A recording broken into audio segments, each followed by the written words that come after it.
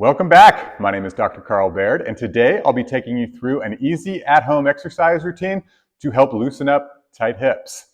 So working on hip tightness is really important if you are dealing with joint pain, especially lower back pain, obviously hip pain, but knee pain as well. These tight hips contribute to movement compensations that put a lot of impact on these joints. So if you're somebody that's dealing with tight hips, it's important to get a movement routine to help loosen those up. So let's go ahead and get started. I'm going to start with a simple hip flexor stretch. So we're going to be in our lunge position here.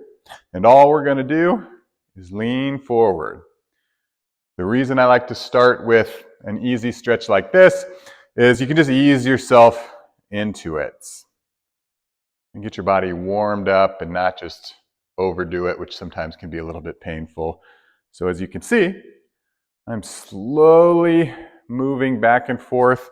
We want to feel the stretch on the front side of this back leg. And with each time I come forward, I'm trying to get a little bit further into the movement. And so first 30 seconds are going as far as you can. This last 30 seconds, I'm going to hold this position.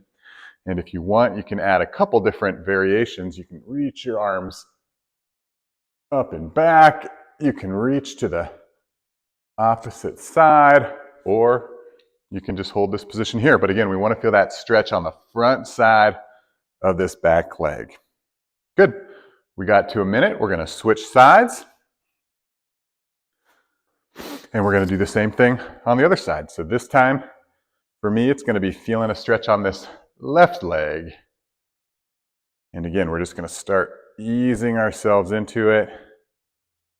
Back up and try to go a little bit further that next time. But again, we want to feel stretching your hip flexor of that back leg.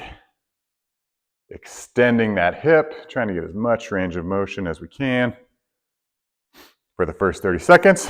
And then at 30, which is right about now, we're going to go as far as we can and hold it. And again, you can add whatever variation you want. You can really reach back. That's going to get more of a stretch along the entire anterior chain. You can reach to the side. That's going to get more of a stretch on this lateral chain, this left side.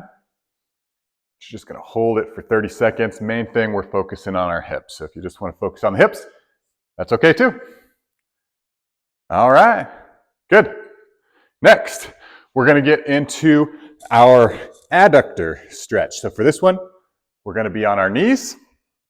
We're going to put one knee or one foot out with our foot flat on the ground like this. From there, what we're going to do is just sink our hips back towards our heel.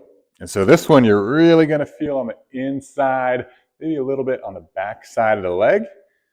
And we're going to do the same thing where the first 30 seconds, we're just going to slowly ease into the movement. We don't want to push anything too hard. Give our tissues a chance to respond before you just ask so much of them. Good. So this last one, we're going to sink our hips back and we're going to hold right here. So again, it's a deep stretch on the inside. If you want an extra challenge, what you can do with your foot is turn it straight out. Go back and forth. This is going to target the hip joint itself and move the stretch more into the posterior side or hamstring area. Don't have to do that, just if you want to challenge yourself. Good. Getting to a minute here, and we're going to switch. So now my right knee's down, and my left foot is out. And so from there, first 30 seconds, again, we're just easing in, bringing those hips down to my right heel, feeling the stretch right on the inside of the leg. Good, going a little bit further each time, really trying to get those hips back towards that heel. And then on this last one, I'm going to sink my hips back as far as I can, and I'm just going to hold here. So again, it's a big stretch on the inside of the hips here. And if you want to do that challenge, you bring that foot out or up and bring it back down. So again, this one we're really targeting that hip joint there. But again, I feel most of that stretch on the inside. All right.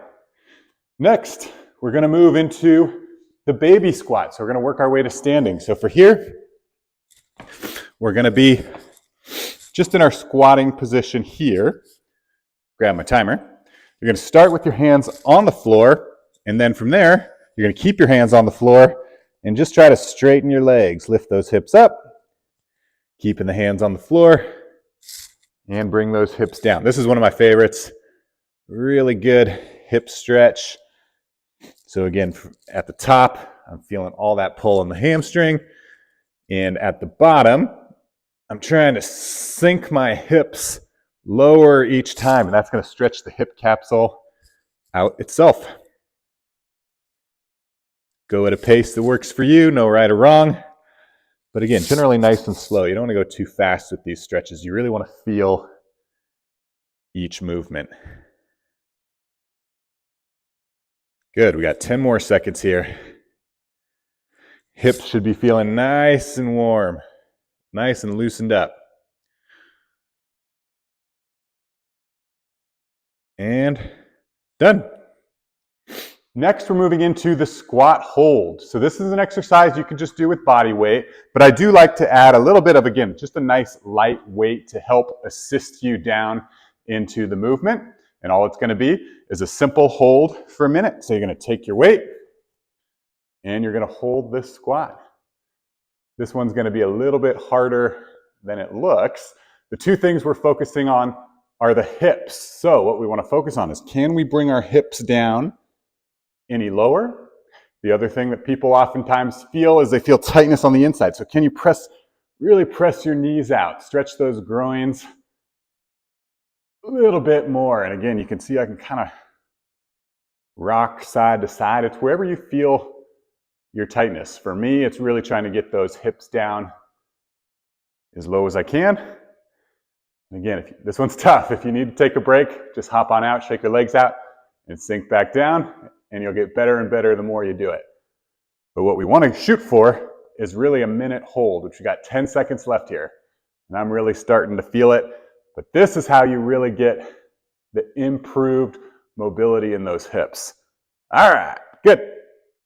And our last movement is going to be the side lunge mobilization. So there's a few variations of this, just depending on your ability level, which I'll show you. But again, this is a really important one. Remember, our hip is a ball and socket joint, which means it's got a lot of different range of motion. And this one helps target more of that rotation. So to perform, what we're going to do is start with a wide stance, your toes pointed out at about 40. And then all we're going to do is bend to one side.